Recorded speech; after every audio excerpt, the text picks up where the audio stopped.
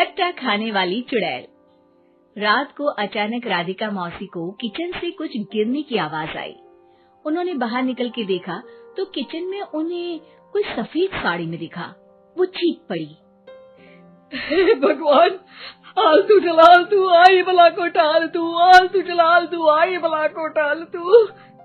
राधिका मौसी को चीखते सुनकर श्रवण बाहर आता है भागते हुए।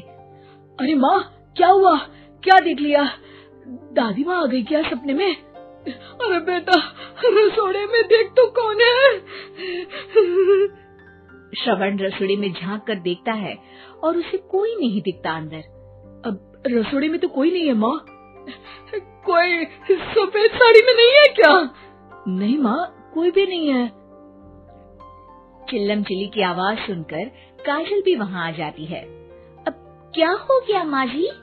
अरे बेटा, रसोड़े में एक चुड़ैल थी सफेद साड़ी में। अरे क्या कर रही थी वो अंदर?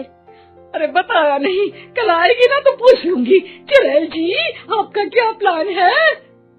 माँ जी, रात बहुत हो गई है, आपने कोई बुरा सपना देखा होगा, चलिए सो जाइए। राधिका मौसी सोने तो चली जाती है पर उनको रात भर नींद ही नहीं आती। वो कुछ भी उलझुल बातें सोचने लगती है।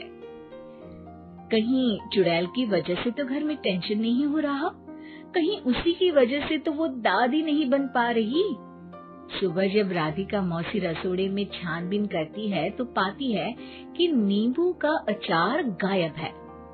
चुड़ैल नींबू का अचार ले गई, मुझे तो ठीक नहीं लग रहा कुछ। चुड़ैल को भी पता है कि जिंदगी का असली मजा तो खट्टे में ही है।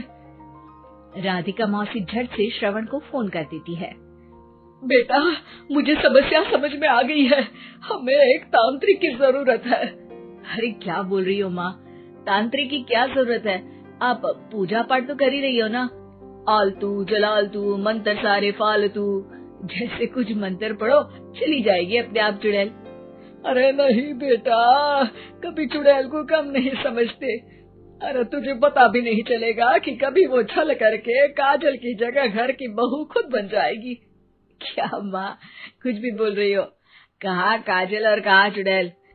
वैसे एक बात बताओ, काजल को अगर गाने के लिए बोल देना तो चुड़ैल काजल की आवाज सुनकर घर तो क्या, धरती लोग छोड़कर चली जाएगी।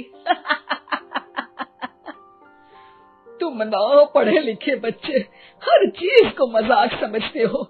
तुम रहने दो, मैं खुद ही तांत्रिक को बुला लेती हूँ। अच्छा सुन, शाम को इमली लेके आना। क्या है कि चटनी खाए बहुत दिन हो गए है ना? नहीं माँ, इमली तांत्रिक से ही मंगवा लो ना, आटा वगैरह भी उसी से पिसवा लेना। देखो मुझे काम करना है। श्रवण रात को कई तरह की सब्जियों के साथ माँ के कहने पे चटनी के लिए इमली भी ले आया था, लेकिन राधिका मौसी के दिमाग में अलग ही फिल्म चल रही थी। उन्हें अब सिर्फ शक ही नहीं यकीन होने लगा था कि शायद चुड़ैल ने श्रवण पर अपना जाल बिछा दिया था, जिस वजह से श्रवण उनकी बात ही नहीं मान रहा था। पर कोई नहीं, आने वाली रात में राधिका मौसी खुद तैयार हो गई चुड़ैल को पकड़ने के लिए। रुद्राक्ष की माला, तुलसी का पत्ता, हनुमान चालीसा सब हाथ के पास ही था, बस चुड़ैल का इंतजार था। और जैसा राधिका मौसी ने सोचा था वैसा ही हुआ। वो चुड़ैल उस रात भी आई, पर वो राधिका मौसी से तेज निकली और राधिका मौसी के उससे पकड़ने के पहले ही वो भाग खड़ी हुई।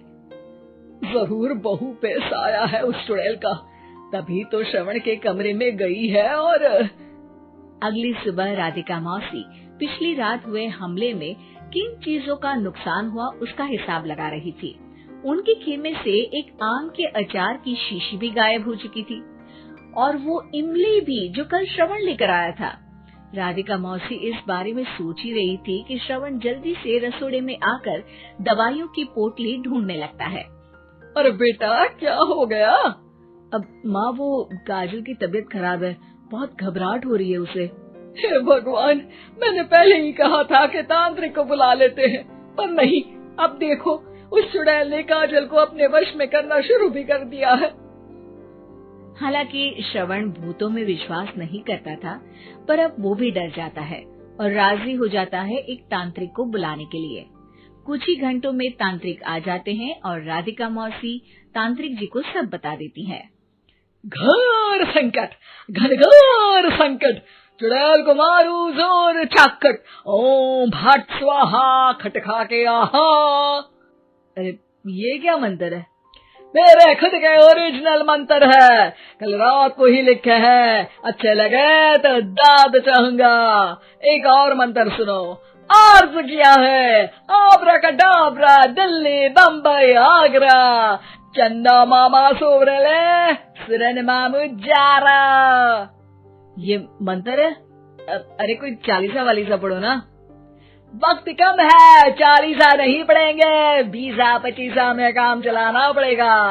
अलग निरंजन जाके लंदन, मुफ्त का मंजान घिस मेरे नंदन। अरे जल्दी करो तांत्रिक जी, जल्दी करो।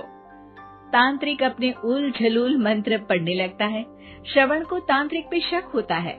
वो अपने एक डॉक्टर दोस्त को कॉल कर देता है ताकि कोई अनहोनी हो तो इमरजेंसी में चीजें मैनेज हो जाए। तांत्रिक धुनी रमाता है, जिसकी वजह से कमरे में काफी धुआं हो जाता है और जिसकी वजह से बहू की घबराहट बढ़ जाती है। अब भागेगी चुड़ैल। हाँ। बहू खांसते हुए धुएं से बचने के लिए बाहर चली जाती है। अरे भाग रही है, भाग रही है। पीछे पीछे श्रवण भी जाता है। बहू एक सोफे पर बैठ जाती है। तभी डॉक्टर दोस्त आ जाते हैं और श्रवण को पानी लाने के लिए कहते हैं। थोड़े चेकअप के बाद डॉक्टर कहते हैं, मेरे हिसाब से जाप का काम पूरा हो गया है।